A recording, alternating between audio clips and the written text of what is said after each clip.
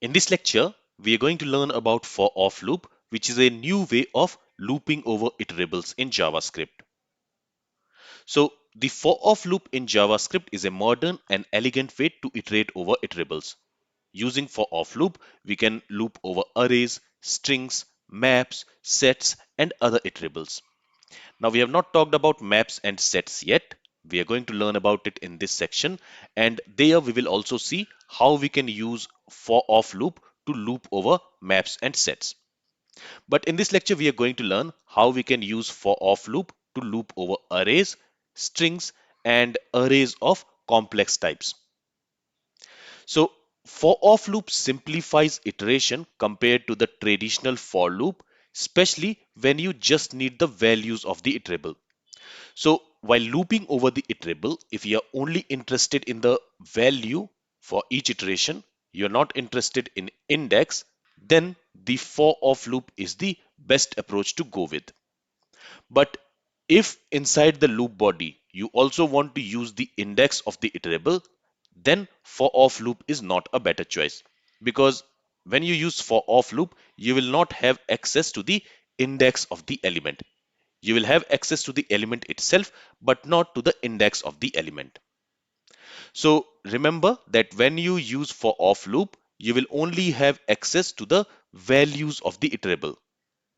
Now to use for-off loop, the syntax is first we use for keyword followed by a set of parentheses.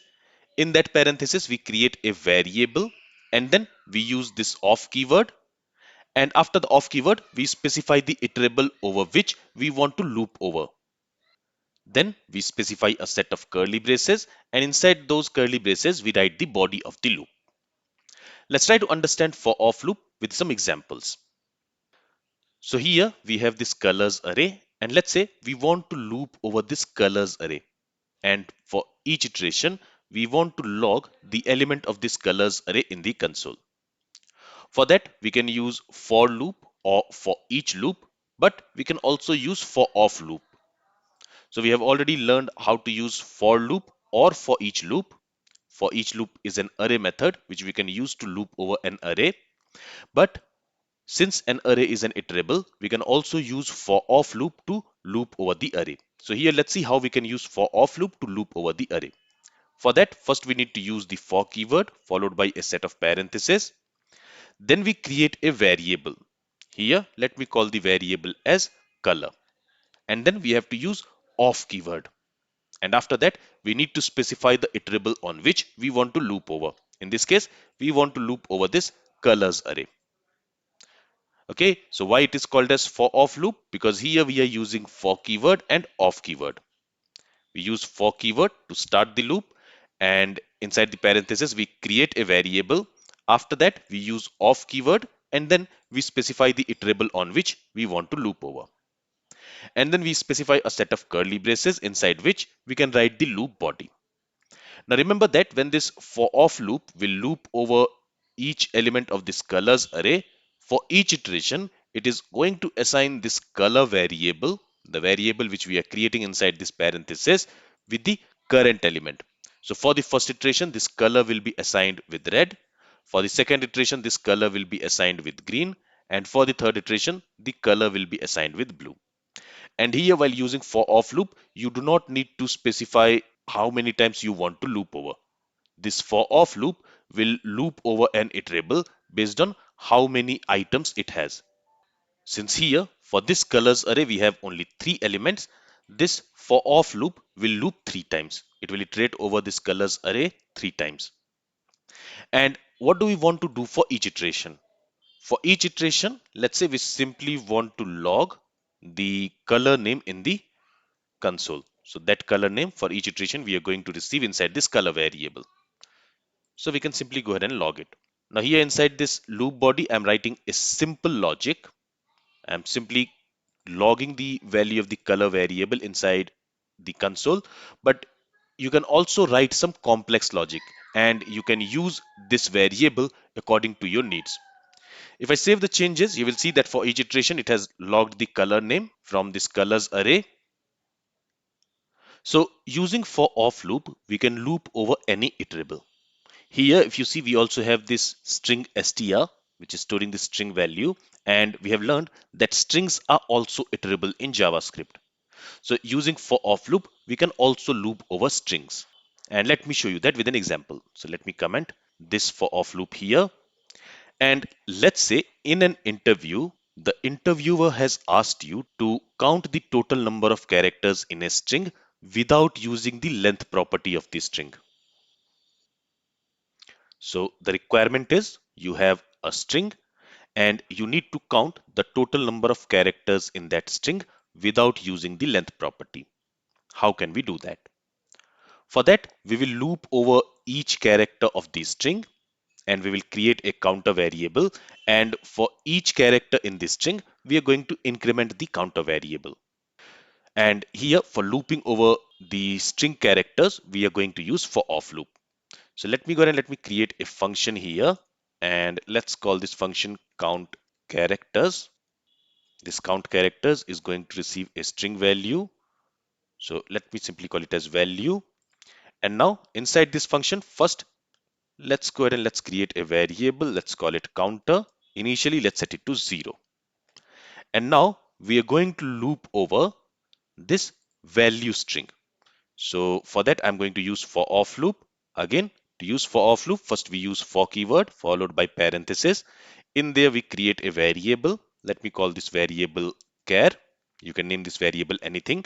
And to create this variable, you can either use let keyword or const keyword. So here, if you want, we can also use const keyword if we are not going to modify the value of this char variable in future. So since I'm not going to do that, let me use const keyword here. And then we use off keyword followed by the iterable name.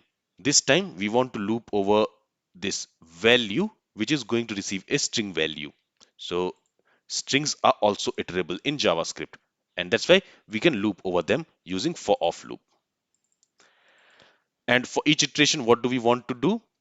Let's say we simply want to increment the counter variable. So we can say counter plus plus. And finally, when the loop is over, we are going to return the value of counter. All right, and just to show you what we are going to receive for each iteration in this char variable, let me also log char. Okay, and here let me call this count characters function, and to that function I'm going to pass this str variable.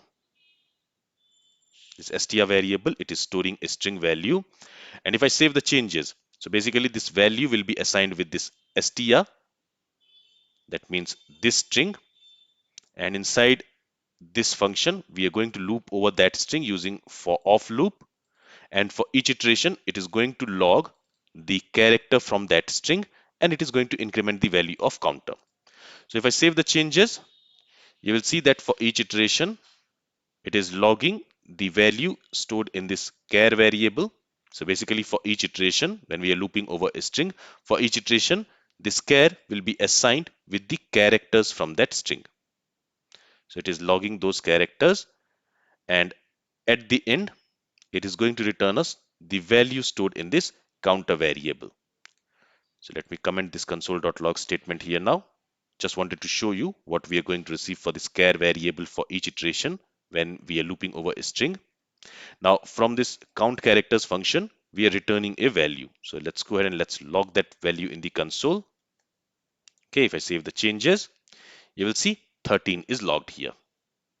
So in this string, we have total 13 characters. So that has been logged here. So we can also loop over a string value using for off loop. And finally, I also have this products array.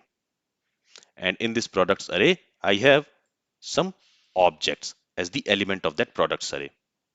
So now I want to loop over this products array and I want to display the details of each of the products in the console. So again, doing that is very easy. Let's again use for off loop. So for that, I'm going to use this for keyword followed by a set of parentheses. In here, we are going to create a variable. I'm creating this variable using let keyword. Let's call it prod. and then we have to use off keyword, and then the iterable on which we want to loop over. Here I want to loop over this products array. Then we specify a set of curly braces inside which we can write the body of the loop. So what do we want to do for each iteration with the product object? We want to log its detail in the console. So first of all, let me write some console.log statements, and then we want to log the name of the product. So for that, for each iteration, this prod variable here, it is going to receive a product object. For the first iteration, it will be assigned with the first product object. For the second iteration, it will be assigned with the second product object. And for the third iteration, it will be assigned with third product object. And each product object has a name property. So this prod, which is going to receive a product object, it will have a name property. I want to display the name of the product. Let me copy this console.log statement, paste it here. Then each product object also has a price property. So I want to display the price of the product. And each product object also has color property. So I want to display the color of the product. And after each iteration, I also want to add a line break. So I'll say console.log, and there I'll pass an empty string. With this, if I save the changes, okay, this should be console.log. If I save the changes now, you will see that we are looping over each product object. Let me comment this console.log statement for now. So we are looping over each product object in the products array, and for each product object, we are logging its details. We are logging the name of the product, the price of the product, and the color of the product. So as you can see, for off loop is very simple to use to loop over an iterable. But the thing which you need to remember here is, using for off loop, you do not have access to the index of the elements in the array. So for example, let's say here I want to display product detail and then the index of the product element in the array. But here, since I do not have access to the index using for off loop, I cannot do that, right? But if I use for each loop or for loop, so if I want to achieve the same thing using for loop, what I will do, I'll create a variable. Let's call it I. I'll set it to 0. I'll initialize it to 0. I should be less than products dot length and I plus plus. Then for each iteration, we can get the product object. For that, we can use the products array and we can use the value of this variable I. So for the first iteration, I will be 0. So products of I will return us first product from the products array.